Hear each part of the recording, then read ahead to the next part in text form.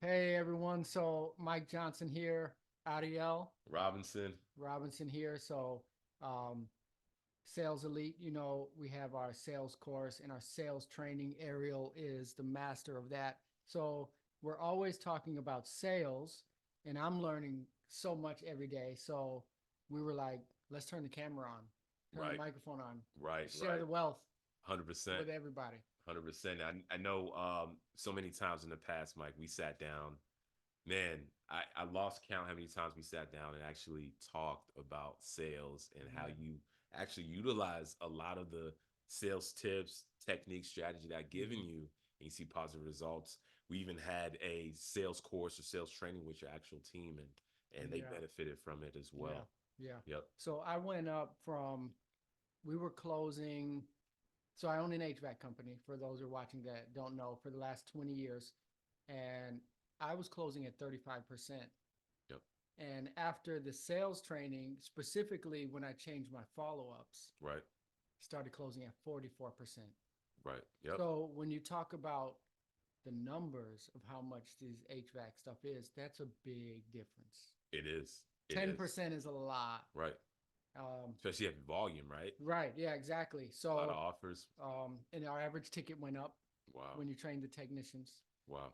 Because it was a lot of follow up teaching, but then also what I had no idea, a lot of mindset stuff. Yeah. You come in, your sales is almost capped at where your mindset is. 100%. And that's why some people can come in and just be killer sales just because they Right. believe in themselves Yep. and they're confident. And some, same pitch, same strategy, Right. same this, but their mind blocked the sale already. So just that alone is mind blowing. Yeah. Yeah. So I have a question for you. Anytime I talk to you, I always try to pick your brain. Right.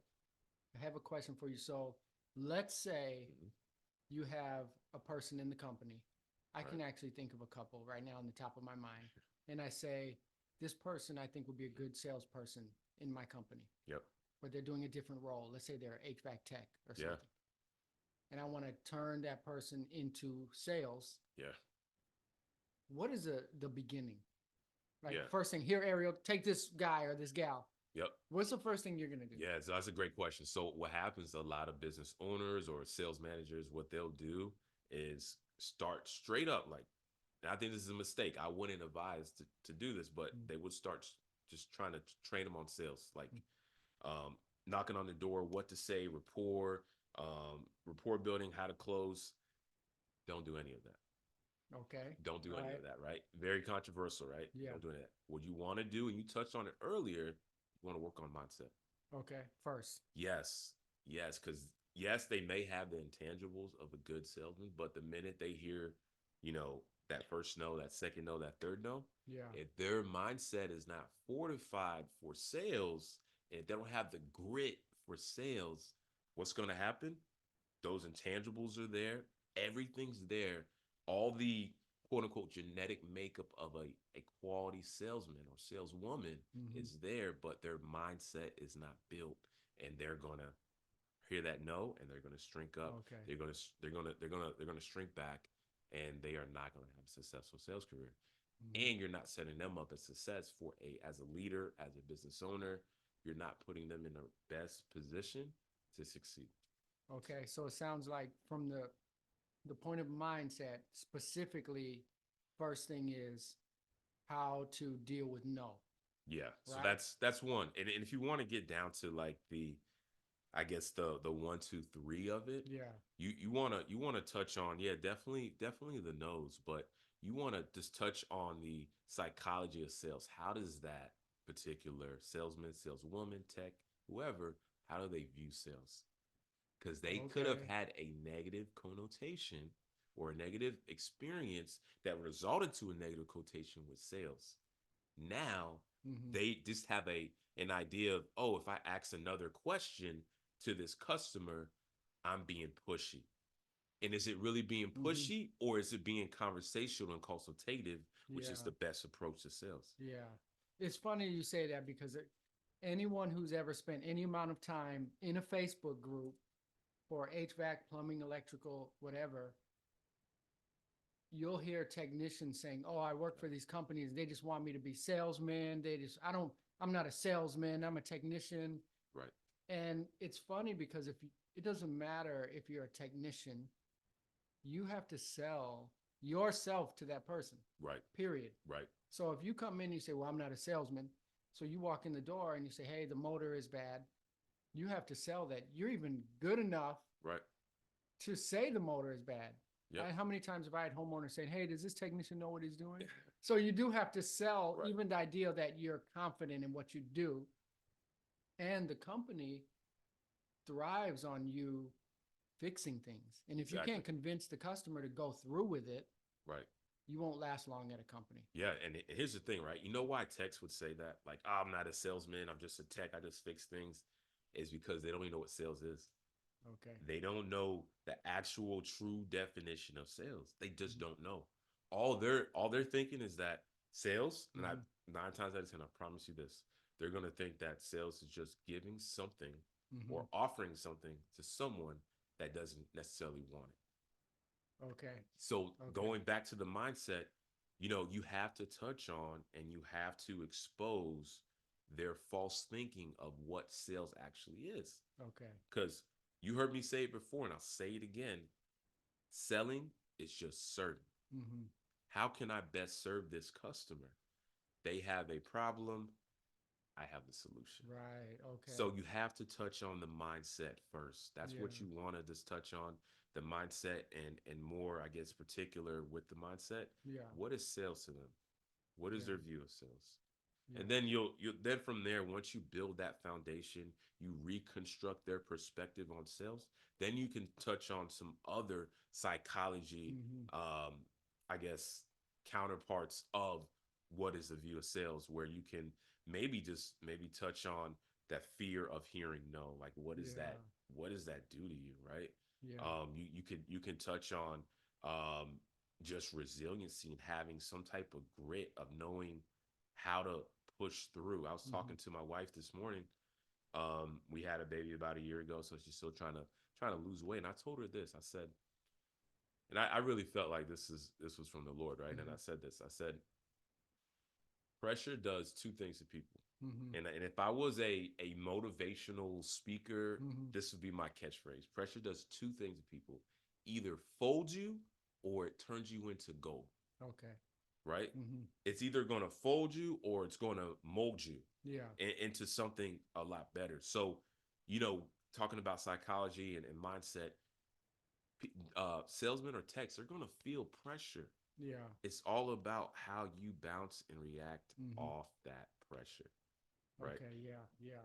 It's all about that, because if you're not able to adapt and change while you feel the pressure of, man, I can't even close sales, I'm supposed to make a living doing this, Mhm.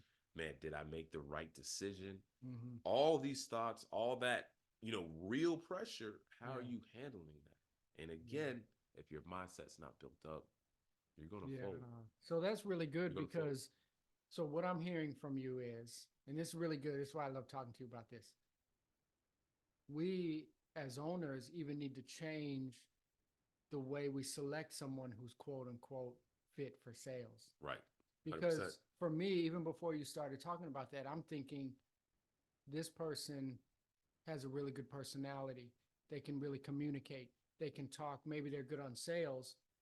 Now, what I'm hearing is Yep. I need to add to that. What is their perception of sales? Right. What is their resiliency to dealing with rejection? Yes. Do they stop on rejection or do they push forward? Are they intimidated? Yeah. So that would be a 100%. good sign of a salesman, 100%. right? Yeah. Self-confidence, Yeah. ability to deal with rejection, Yeah. a low aversion to risk, Right. right? Right. And it's funny because growing up in the big city, grew up in Los Angeles. Yeah. Fort Lauderdale. Yeah, big So, city. yeah. Yeah. Yeah. And you learn to deal naturally with rejection Yeah. because it's a dog eat dog world. Right. And I learned at a very early age that if someone rejects you or whatever, the world doesn't end. Yeah. Because there's Of course. 12 million people in this city. Right. One person Told you. told you no. Guess Right. what? There's another store 500 feet from there that's Yes. going to give me a yes. Yes. Right. Yep. So, Okay, so that's that. really good. So one Yeah. thing to choose is not just the personality or the communication ability, but the mindset towards Yeah, what it mindset.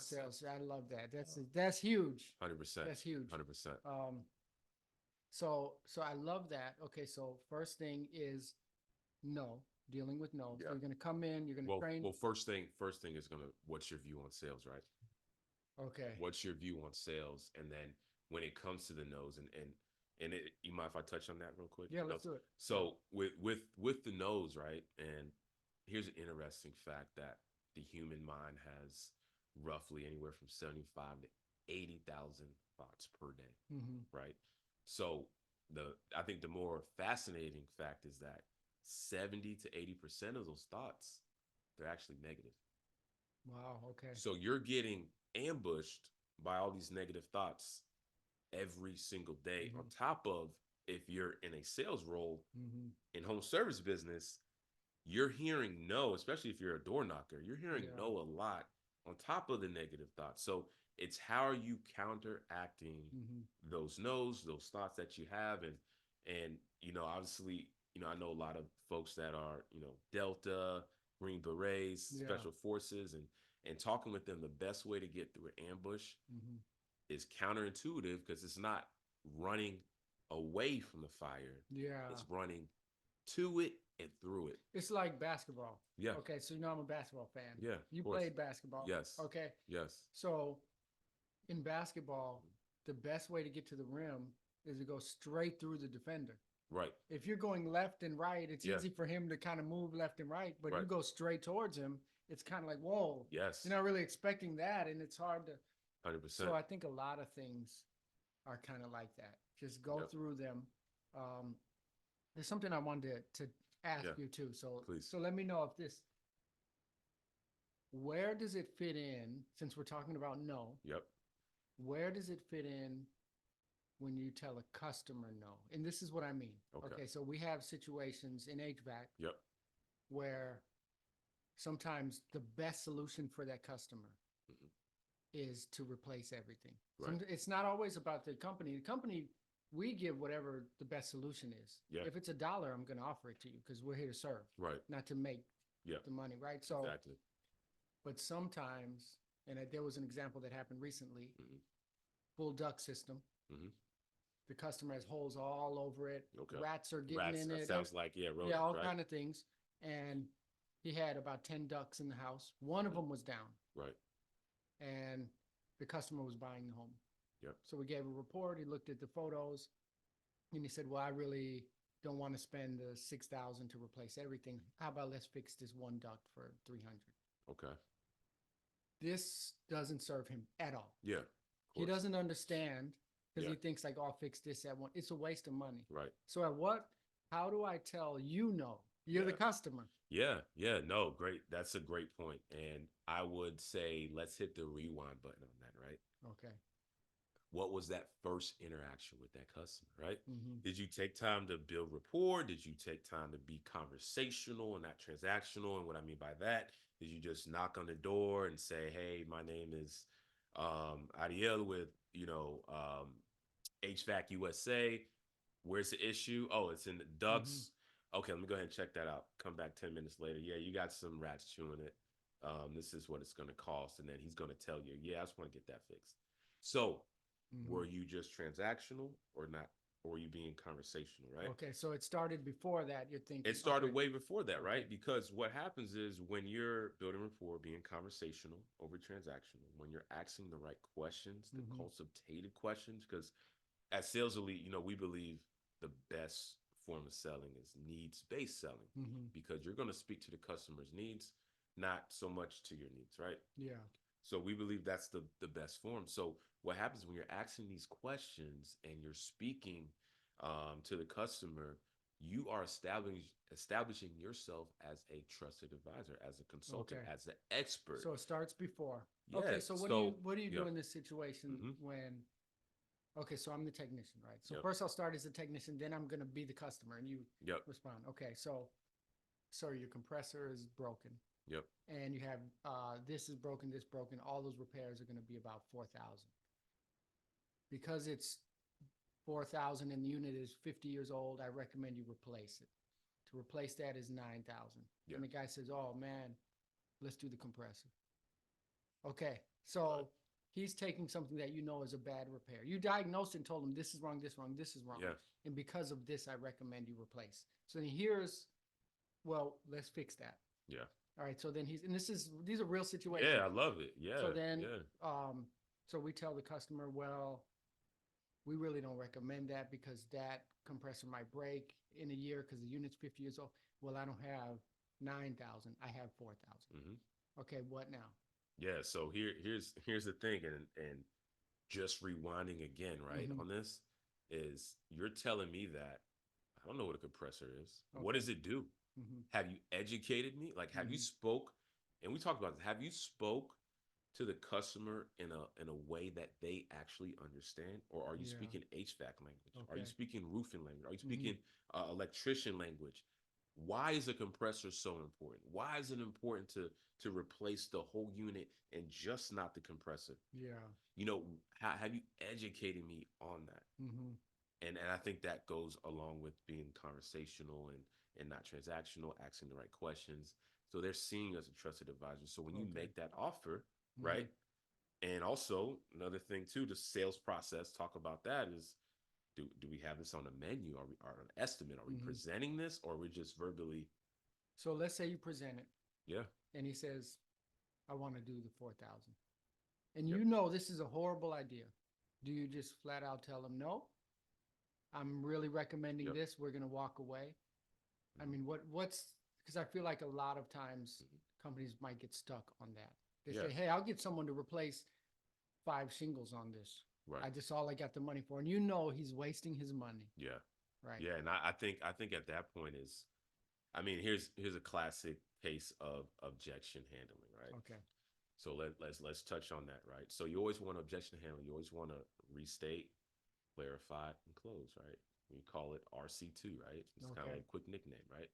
So you want to restate like, hey, I understand, it sounds like to me that it may be a little bit more expensive, but if I'm hearing correctly, right? Mhm. From what I'm hearing from you, Mr. Customer, if the price was more affordable, if you were more comfortable with Mhm. the price, you'll be willing to move forward with X, Y, and Z. Mhm. And I think along with that, with the education piece as well, it would be a lot easier to have that conversation. But here's the thing: a lot of salesmen, technicians, they hear that, they stop.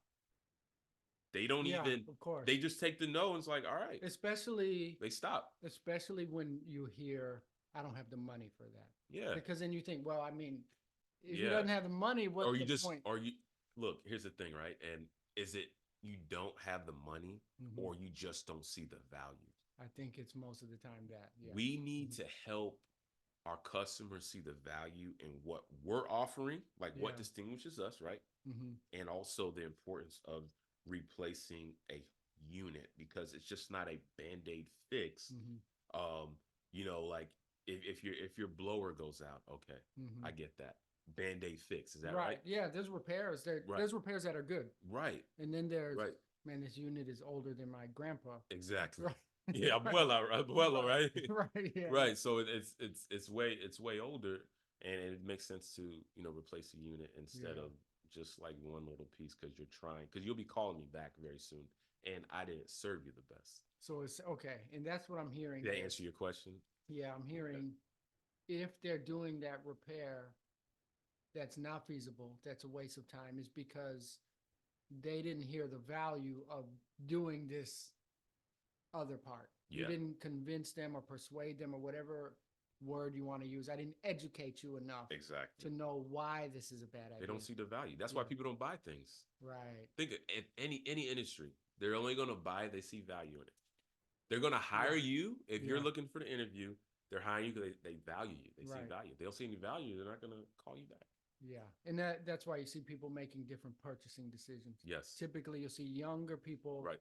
big old $70,000 truck in front of they don't own a house, they're renting or something. You see Right. these older people Yep. investing in because they see the value in that. Yep.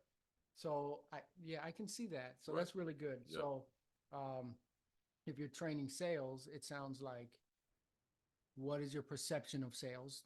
Yes. Okay. Yes. Getting past no, Yes. and 100%. then educating and making sure that you're communicating the value, not the item. Right. And that now be more so like tied in with the sales process, Mhm. right? And that's going to get into the fundamentals. I like to call it the mindset's more so the mental edge, but I like to call it the mechanics of sales when you're helping the customer see the value in what you're offering, and then the importance of, replacing a unit Yeah. or compressor, or getting replacing all the ducts, right? Yeah. So, okay. So if we talk about value, Yep. selling on value, that's what I'm big on, Yep. because I don't think you can get the price the company needs to survive Right. unless you sell on value. For sure. I think if you sell price based only, Right. your closing rate is through the roof. I could beat the next guy's Yeah, because price. you're just lowballing everything. Right, but Right. you're not making profit. Right. But when you do your numbers right and then you arrive at the price you need, Mhm. now it's harder to sell because now you have to sell on value. Right. So when you're questioning the customer, Mhm. right, and then we just skipped like a whole bunch and went to questioning. Right. But when you're questioning a customer, at what point do you not deal with certain things? And I'll give you an example. Okay. Okay, you have different people want different things. Hmm. So let's say you have a tale of two customers, two roofing customers. Right. Right. One guy calls you and he says, "My roof is leaking. I Yep. want to replace the roof." So right off the bat, you know why you're there. Yeah. The roof is leaking. Right. So we're probably going to sell him on the warranty for this and the shingles and what we're going to do, and we're going to seal it or what. I'm not a roofer. Yeah. I got All you. right. Then you have another customer calls you and you say, "Oh, you know what brings you to call us?" And they say, "You know what? I don't like my roof. It's black. I want red shingles." That's why they're calling you. Right. So do you just say, "Hey, oh yeah, we got red shingles," and not talk about that it's going to be sealed and it's not going to, because they didn't call you for that. So Right. at what point do you hone in on exactly what they want? Or are you still kind of like, because I feel like Mhm. sometimes you can lose a sale talking about something they didn't ask you about. Exactly. Exactly. And I just had a conversation about this with a company that I was consulting, is Mhm. that, and it goes back to needs based, right? What's the actual customer's need? What's important? A good follow-up question with that customer. I just want red shingles. Like, man, you gotta, I love the roof, the way it is. Mhm. Why red? Like, what is it? Your favorite color? Just asking probing questions like that. But in terms of questioning, right? Because, and for the listeners that don't really know what we mean when we say questioning, it's Mhm. just business aligned questions, right? And rapport is just non-business aligned Mhm. questions, just getting to know somebody, building a quick relationship. So in the I guess the vein of questioning, Mhm. especially for a roof, and talking about different color shingles and what matters, it's you need to find out, hey, you want red. Mhm. Why do you want red? What's your plans for the home? Do you Okay. plan on this your forever home? This is a very nice home, nice neighbor. You plan on staying here forever? And then that customer may say, well, no, I'm actually going to be moving. It's going to be an Yeah. investment property.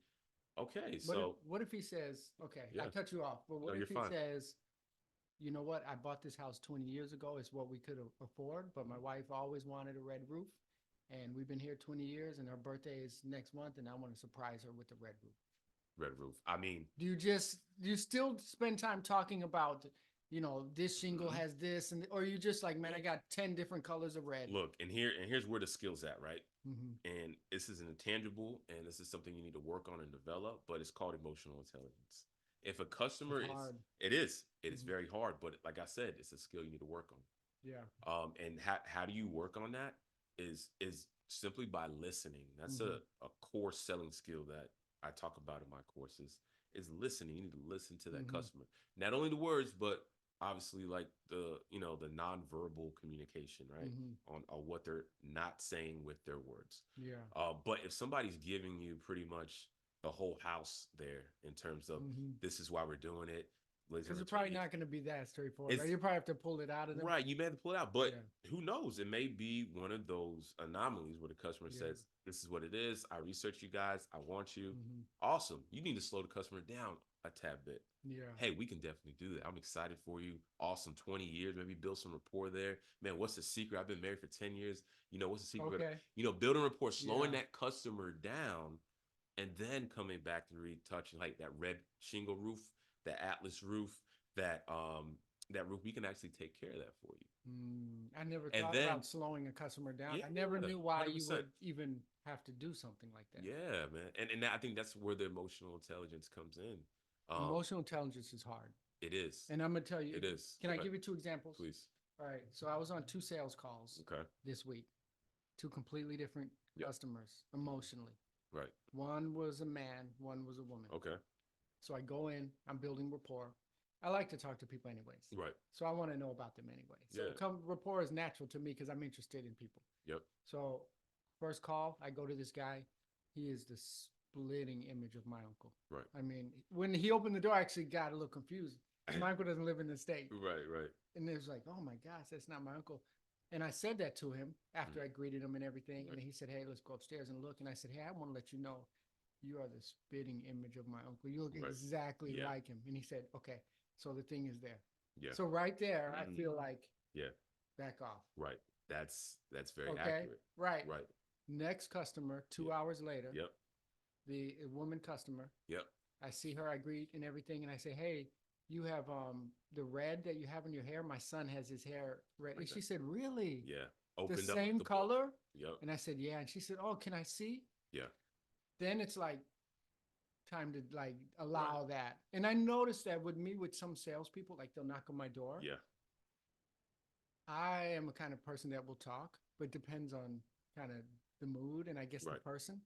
And I've had salespeople, Mhm. actually had someone come to the door a couple months ago Yeah. asking me like, hey, I like this. And I'm kind of like, yeah. And he didn't figure it out. And he Right. kept building rapport and it made me almost like, get Yeah. out. Get out of here. Yeah. That's hard to understand if Yeah. you're not. So my question to you, that Yeah. whole long thing, Yeah. Yeah. if you're not a natural, emotionally intelligent person, Hmm. how do I learn how to know, like, okay, that guy, back off on rapport, just do the Right. same. Right. How do you know? Are there tips? Yeah. I mean, here's the thing, and I think this is something like this is not like a big aha moment, Yeah. but this is something that's really basic in sales is the mirror effect.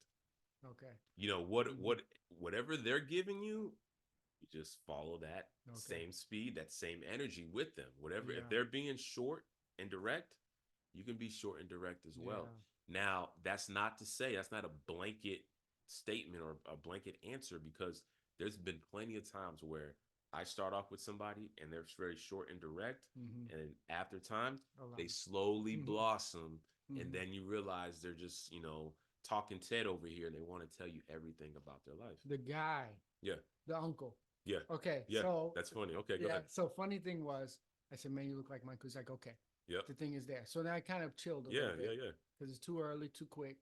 And I looked at the unit, blah, blah, blah. I said, hey, let me get my laptop. I'll bring it in. So I'm showing Right. him some stuff. So he's kind of just standing around Mhm. and I'm showing them the stuff. And I said, hey, my uncle always gets that he looks like Mel Gibson. Yeah. Do you ever get that? Right. Then he started laughing Wow. because he thought it That- was funny. right, right, And he That said, was "Ah," funny, he yeah. said, well, now Mel Gibson, I never got that. And right.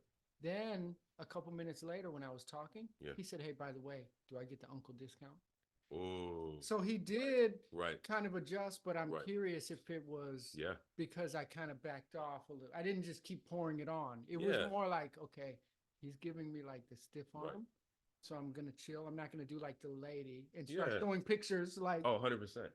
and so I 100%. agree. Like my Mhm. brother said this one time, Yeah. and Yeah, Will, yeah, of course. Yeah, he told me, if they're laughing, laugh. yeah. If they're serious, be serious. See, And that- so you call that the mirror effect. Fact, yes. Okay. Yeah, and that's just Okay. basic. Like, and here's the thing too, right? Is I'm gonna touch on 2 points, and then Mhm. we can, I guess, move on. But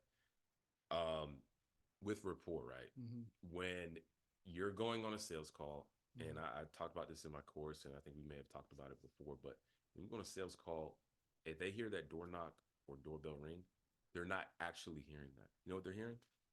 They're hearing money. Ching ching. Okay. They're visualizing money leave their account. Yeah. Yeah. So somebody could be really like uptight at 1st, Mhm. right? Because they are thinking, man, this guy's here just to take my money. This woman's here just to take my money. Hmm. But not until you actually, and I describe it as like a fortress or a wall up, right? Mhm. Because what does rapport do? It helps you take down that wall of that customer. It helps you lower the nerves of Yeah. that customer and your nerves as well, right? Also, here's the thing, pro tip, McDonald's, right? One of the most successful fast food companies in history, hands down. Mm-hmm. They have like a slogan, right? So it's every customer, every time, same way. Okay. Some may buy, some may not. So what? Mm-hmm. So every single time you need to stick to your sales process, right? Mm-hmm. Use, yeah, please, by all means, use emotional intelligence. But you could have easily went over there to Theo's house, right? Mm-hmm. And then you could have just stopped right there and said, okay, he's not trying to talk. And then you would have that Be a threw you off your robot. sales process. Yeah. And yep, you'd have been a robot. You'd have went back to transactional, not conversational, Mm-hmm. right? And you'll never know. Like actually, he's probably a little uptight because he got to spend money, Yeah. So he's and he doing wanted to talk. I got you. So maybe Yeah, he's just like, hey, let me keep it professional. And then exactly. after he realized, Yeah, maybe I do look like his uncle. Maybe he's not just trying to butter me up. right, right. He's Yeah. serious, and he's just a little uptight because he needs to spend money. Yeah. Yeah, Man, I love that. yeah. This is so good. So we can probably end there Yep. on this one, I Sounds think. good. Yeah. And then we do this a lot. So make sure that whatever platform you're watching this on, that you subscribe or you follow and you hit that notification icon. Also, we have a sales course. Yes, we do. Yeah. Very exciting. Yeah. Very exciting. So go to the link in the description. You can sign up right there. You can purchase it right there. And you can always reach out. Sales Elite, Yep. Adiel Robinson, Yep. career sales rep, right? So we have over 2 decades of experience here, right? Right. So with my 20 years and you're what, 10? Yeah, 10 plus years. 10 plus, and so you- B2B, D2D, high ticket retail. I mean, Yeah. you name it. Yeah. And I currently consult companies and business owners on how to grow their business as well, and definitely in the realm of sales. Yeah. So check it out. Thank you for watching. There's more to come. Have a good day. All right, let's stop. Yeah. How was that, G Money? That was enjoyable.